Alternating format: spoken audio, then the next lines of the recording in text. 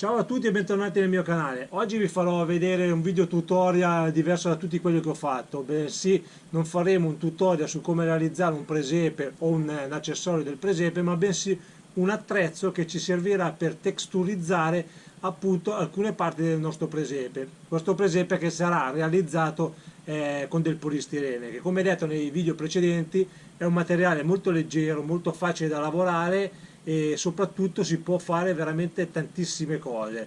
Questo attrezzo appunto cosa servirà? Servirà per imprimere come dire, dei segni in modo che potremmo realizzare, non so, delle pietre, un pavimento, un muro, un modo un po' vissuto. E per fare questo è molto semplice. Cosa ci servirà? Ci servirà un mattarello da cucina, uno piccolino, in modo che dopo noi andremo a smontare, andremo a dividerlo in tre parti perché ci servirà solo un piccolo pezzo, della colla vinilica, una barra filettata che dopo andremo a vedere appunto cosa ci servirà, e del materiale come il ghiaino o dei sassi. Questi sono tipo il ghiaino che possiamo trovare appunto per gli acquari.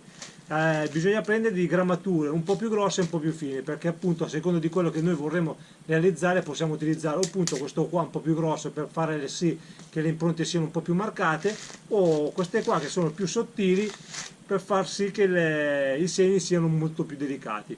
Bene, quindi allora la prima cosa che andremo a fare è praticamente andare a tagliare questo mattarello. Come prima cosa andremo a segnare tre parti uguali in modo che siano tutti e tre gli strumenti tutti uguali. Quindi andremo a misurare questi 15 cm, quindi faremo due segni a 5 cm uno dall'altro. Quindi qua andremo a tagliare un pezzo, quindi ne avremo 1, 2 e 3. Noi ne utilizzeremo solo 2 perché appunto abbiamo due grammature. Quindi fatto questo segno smontiamo il mattarello, questi qui teniamoli da parte perché dopo ci serviranno.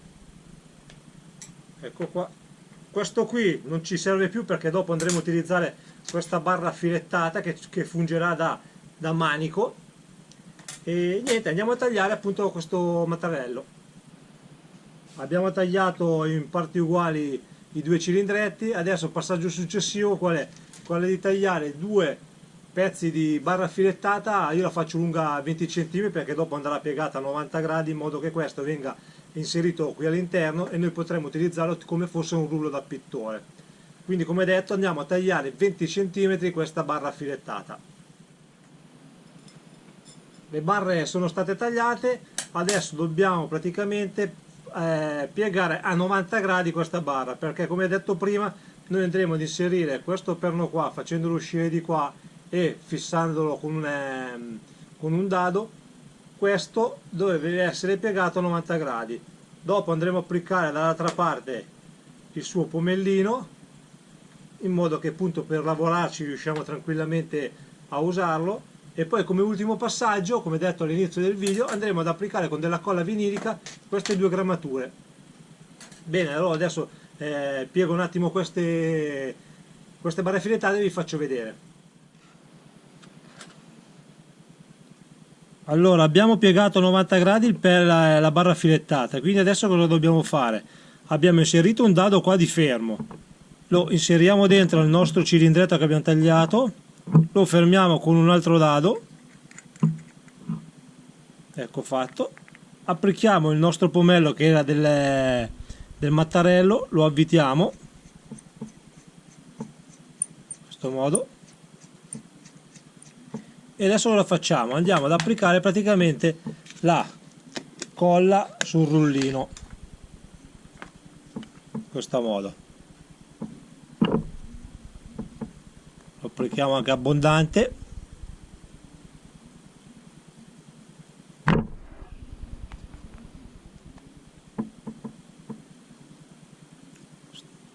Fatto. Poi non vi preoccupate se i sassolini non si attaccano, anzi è meglio perché non devono essere praticamente un rullo tutto pieno.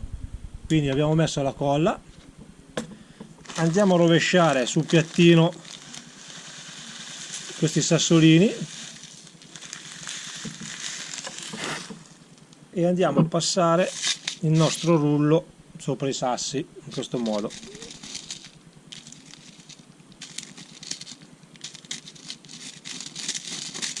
possiamo fare o in questo modo o se vogliamo anche così. Poi dove attaccheranno resteranno lì sul rullo mentre gli altri andranno a staccarsi. Ecco fatto. Adesso attendiamo che la colla asciughi e il nostro strumento è terminato.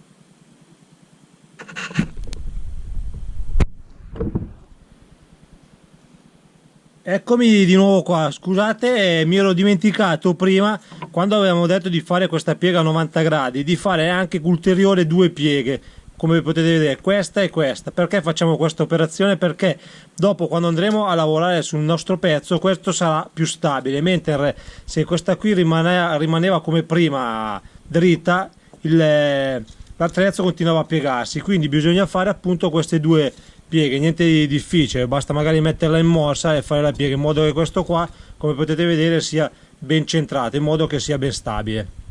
Ecco, adesso vi faccio vedere anche come funzionano appunto questi 2 attrezzi che abbiamo realizzato. Allora, prendiamo un pezzo di polistirene, prendiamo questo qua, andiamo un pochettino più vicino, così si vede meglio, e vi faccio vedere la grammatura che dà questo effetto qua. Voi praticamente con questa cosa qui passate, vedete, e dà questo effetto tipo sulle pietre, così è perfetto, simula appunto le irregolarità di una pietra vera e propria. Ecco qua. E questa fa un pochettino più fine, mentre adesso proviamo quella un po' più grossa. Come vedete abbiamo fatto questa qui con i sassi un pochettino più grossi e questi vengono più marcati. Potete fare in tutti i sensi, di qua, di là, come piace a voi. E questo attrezzo qua si può, come dicevo prima, o farlo direttamente sulle pietre oppure anche su delle facciate, sui muri. Ecco qua. 2 attrezzi molto semplici da creare, ma molto utili per chi appunto realizza dei presepi, soprattutto in polistirene. Bene, siamo arrivati alla fine del video tutorial. Spero che vi sia piaciuto, ma soprattutto che vi sia utile per magari da ricreare per voi, per i vostri presepi.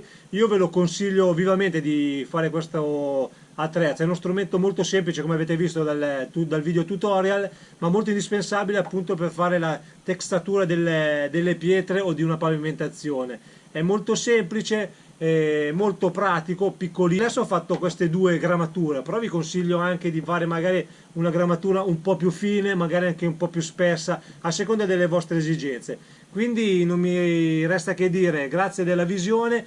Vi ricordo che se non l'avete ancora fatto, iscrivetevi al mio canale, così vedrete le mie nuove creazioni, ma soprattutto adesso farò altri video tutorial su come realizzare degli accessori oppure dei componenti da inserire nel vostro presepe. E appunto, come volete, se potete farlo, iscrivetevi appunto al mio canale qui sopra, e se volete vedere altri video di mie realizzazioni potete farlo cliccando su questa finestrella. Non mi resta altro che dirvi ciao, grazie e al prossimo video tutorial.